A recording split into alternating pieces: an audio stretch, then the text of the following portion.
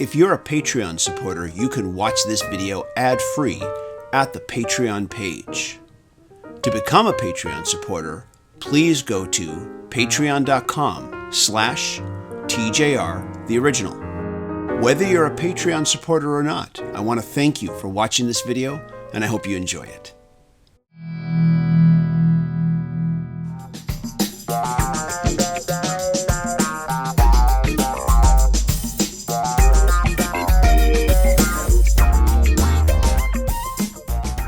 Hey everybody, this is TJR. It's time for another Q&A segment. This is where I select a specific comment from one of the viewers here on YouTube and get it more in depth. These are the comments where I feel a more in-depth explanation is needed, and I feel that it needs to be addressed to the wider audience at large. And so this time around, our comment comes from a YouTuber, Will M. Tigers, and he writes the following. I'm a lifelong Beatles fan who actually remembers the February 1964 Ed Sullivan shows. Let me pause and say that's really cool. I have to be sort of a wet blanket amidst all the kudos and platitudes for the remix, and that's nothing to do with Giles Martin's technical expertise. First, I want to stop right there and say I really like the way that he is framing this. So many times people who speak negatively about the remixes, they make what I refer to as just, how can you possibly know this type of comments? Like, I'm sure that George Martin would be turning over in his grave right now if he heard these. How do you know that? You don't know that. That's just your opinion. I've never really liked when people make those kind of statements when they're trying to create an argument as to why they feel about something or why this is good or not good, that sort of thing. So I like the fact that he acknowledges that Giles Martin has technical expertise, that he knows what he's doing and knows more than most of us as to how you should mix a record. So I really appreciate that he put it that way. And then he says, I simply happen to be a purist. Nothing wrong with that if that's how you feel. Now here is where he gets into the meat of his argument. I believe that Beatle albums are art, in the same sense that the Mona Lisa and the Venus de Milo are art. Thankfully, Da Vinci didn't sign with EMI, or we'd be on the 5th or 6th color correction / restoration of The Last Supper, and that's the point. That's well stated. What is wrong with treating Beatles music as the high art that it is? What is wrong with respecting the original mixes as definitive? After all, the original mixes are the ones that the Beatles approved of in real time. Shouldn't the artist's opinions be respected? Perhaps in another 20 years or so, there will be a retro renaissance, and the new hip cool thing will be the original 60s mixes. One can hope. In any event, I love the Beatles. They were a singular gift sent down from heaven, the absolute best. Enjoy your remixes, and I mean that sincerely. Once again, I appreciate that he's not downing anybody. He's not like looking down on anybody who appreciates the remixes, you know. But there are one or two of us old fogies left who pose the question, what is inherently wrong with the way George Martin, in cooperation with John, Paul, George, and Ringo, mixed these albums back in the 60s? So this is a really well-stated comment. I appreciate a lot of things about the way he's posed it. He's done it respectfully. He's not looking down on anybody who likes the remixes. And he's posing what I think is an important question. So the first thing I will say is there is nothing inherently wrong with appreciating the original mixes. Nothing at all. And I have heard no one involved in this remix state that the reason why they're doing it is because there is something wrong with them. And I haven't heard any fans state that they feel there's something wrong with those original mixes. I'm going to backtrack a little bit and discuss the difference between a remaster and, of course, a remix.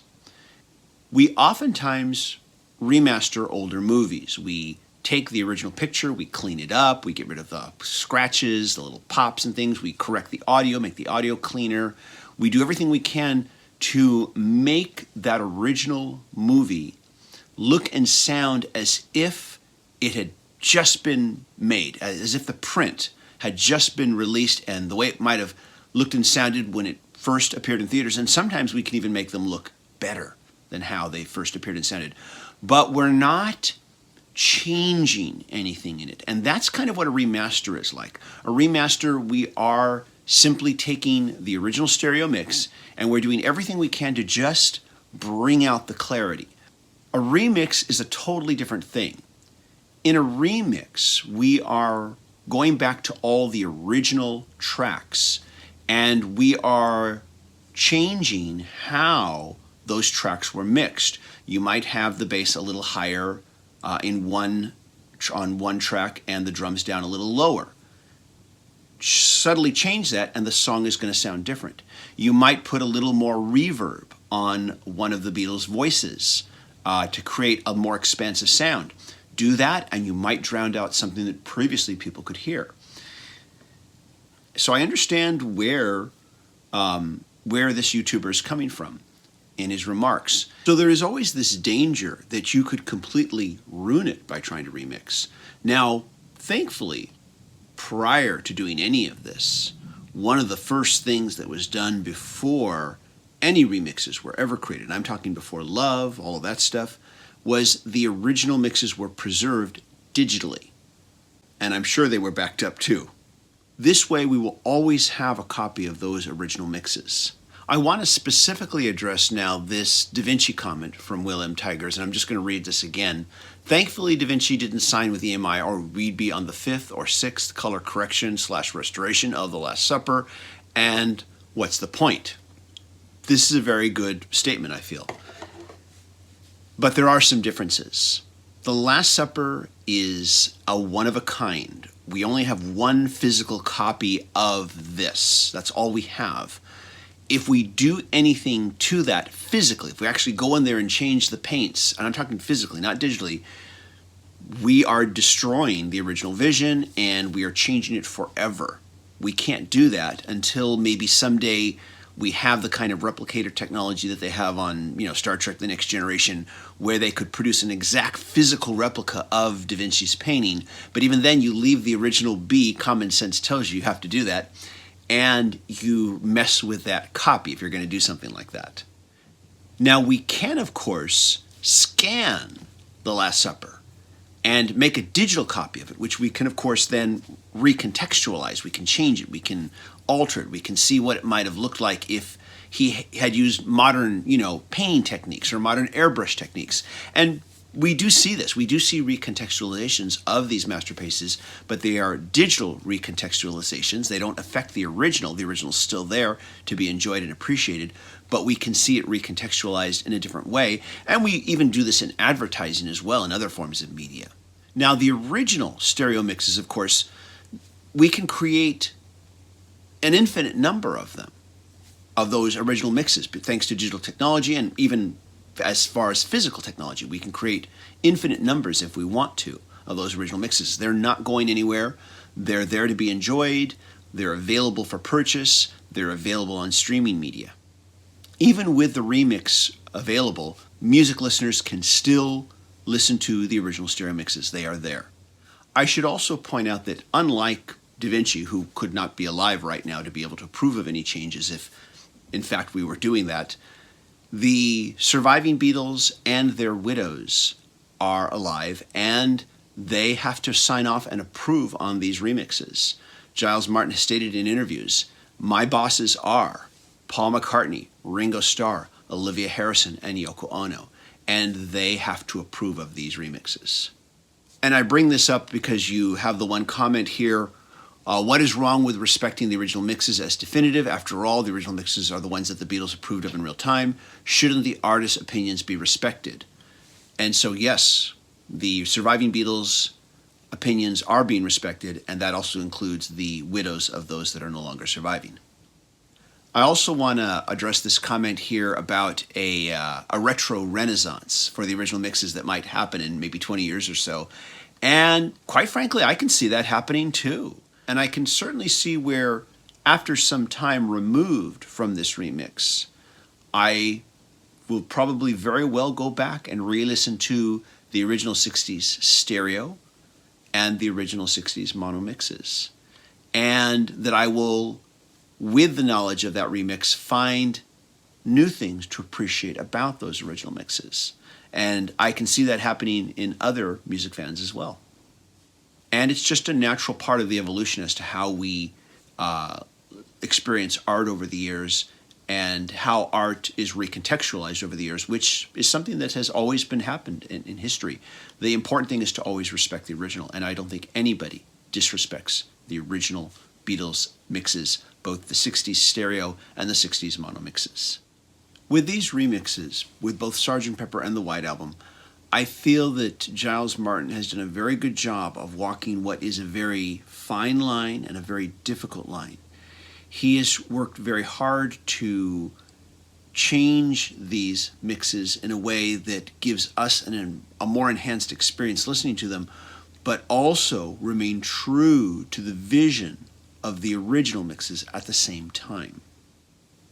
And I should point out that for an album like Sgt. Pepper and the White Album, there was both a stereo mix and a mono mix. It's been said here by a lot of the commenters and by myself, and in particular I just want to point out YouTuber Shannon D, who mentioned after my review that in no way does this remix replace the original stereo and mono mixes. This is just a different way to hear it. And I agree with that. These do not replace the original mixes. That doesn't take them away. They're still there. It is simply a different way to experience the album. And so far, these remixes have kind of given me the experience of hearing it for the first time and have enhanced my appreciation of these albums.